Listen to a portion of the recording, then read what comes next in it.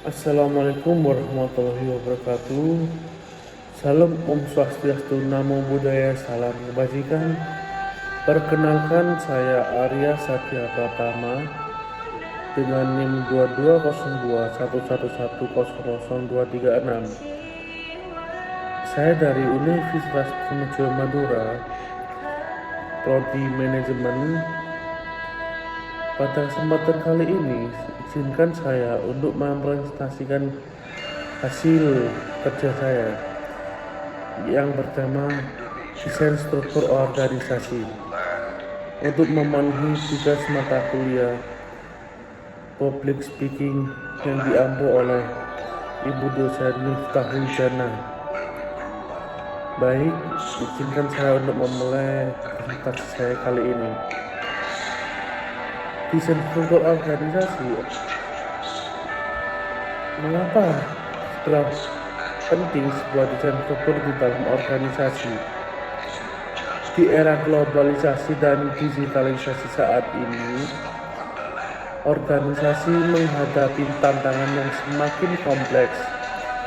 Desain struktur organisasi tidak hanya tentang pembagian kerja dan tanggung jawab, tetapi juga mencakup aliran informasi, proses pengambilan keputusan, pengukuran kinerja, struktur dan strategi organisasi.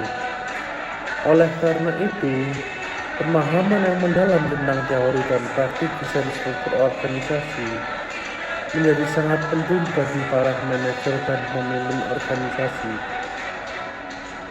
Apa yang dimaksud dengan desain struktur organisasi? Desain struktur organisasi adalah elemen dasar dalam manajemen perusahaan yang mempengaruhi metode kerja, koordinasi, efektivitas operasi internal. Struktur organisasi yang optimal memungkinkan perusahaan merespon perubahan pasar, mengelola sumber daya secara efisien, dan mencapai tujuan strategis. Menurut Weber tahun 1947, struktur organisasi yang efektif didasarkan pada prinsip-prinsip rasionalitas dan otoritas. Weber berpendapat bahwa organisasi yang baik adalah birokrasi yang mengutamakan peraturan yang jelas, pembagian tugas yang terdefinisi dengan baik, dan pengaturan otoritas yang tepat. Apa saja faktor yang mendukung model mekanistik atau model organik desain organisasi? Dalam video kali ini saya akan membahas 6 struktur organisasi. Yang pertama, struktur sederhana, struktur fungsional, struktur multidivisi, struktur produk, struktur geografis, dan struktur matrik. Kemudian struktur desain organisasi, ukuran organisasi, teknologi, kepastian, dan struktur lingkungan. Apa saja elemen-elemen dalam struktur organisasi? Ketika manajer membuat atau mengubah struktur, mereka tentunya terlibat dalam desain organisasi, sebuah proses yang melibatkan keputusan tentang elemen utama, yaitu yang pertama elemen spesialisasi kinerja atau spesialisasi kerja, departementalisasi, rantai komando, rentang kendali, sentralisasi dan desentralisasi, serta formalisasi. Apa saja tantangan dalam desain organisasi saat ini? Yang pertama adalah menjaga koneksi dengan karyawan. Karena tantangan ini, desain struktur utama bagi para manajer adalah menemukan cara untuk menawarkan fleksibilitas, namun juga menjaga karyawan yang tersebar luas dan berpindah-pindah sehingga tetap terhubung dengan kita. Kemudian, mengelola masalah struktur global memerlukan pendekatan yang memperhatikan perbedaan budaya, hukum, ekonomi, dan sosial di berbagai negara. seperti perbedaan ekonomi, hukum, dan peraturan yang berbeda. Kesimpulan pada presentasi saya yaitu desain organisasi adalah proses memilih dan menerapkan konfigurasi struktural. Pilihan desain organisasi yang tepat bergantung pada beberapa faktor. Salah satunya termasuk ukuran perusahaan, operasi, teknologi informasinya, lingkungannya, strategi pertumbuhan, dan kelangsungan hidup organisasi.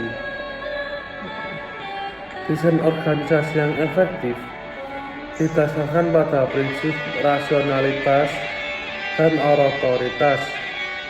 Selain itu, model mekanistik dan model organik adalah dua pendekatan berbeda dalam desain organisasi yang dipengaruhi oleh berbagai faktor kontingensi.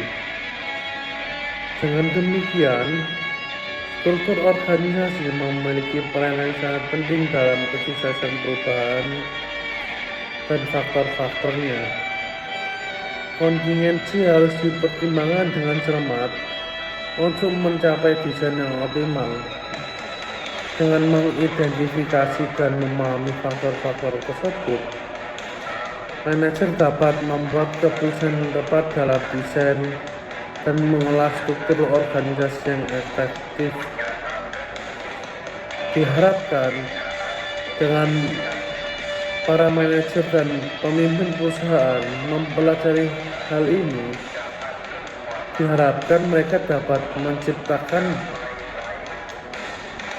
desain organisasi yang efektif, yang mana bisa membantu dalam meraih tujuan jangka panjang perusahaan, profitabilitas, maupun keberlangsungan hidup perusahaan.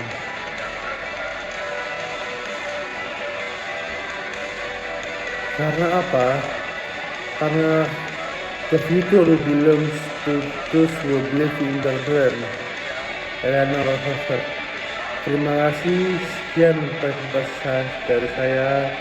Apabila ada salah kata dan perbuatan, saya minta maaf yang sebesar-besarnya. Jika ada kritik dan saran, saya persilahkan di kolom komentar di bawah ini. Dan jika ada yang ingin berkolaborasi baik ke penulisan maupun penelitian, dipersilahkan. Terima kasih. Assalamualaikum warahmatullahi wabarakatuh.